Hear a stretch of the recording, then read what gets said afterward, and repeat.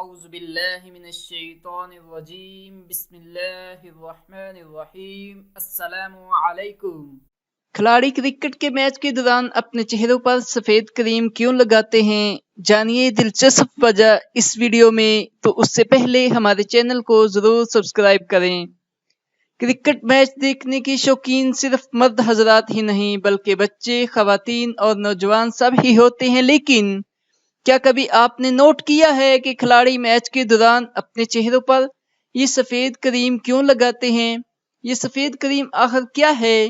یہ سفید کریم کوئی بیوٹی کریم یا فیئرنس کریم نہیں ہوتی، بلکہ یہ کریم ایک کیمیکل زنک آکسائڈ سے بنا ایک لیپ ہوتا ہے۔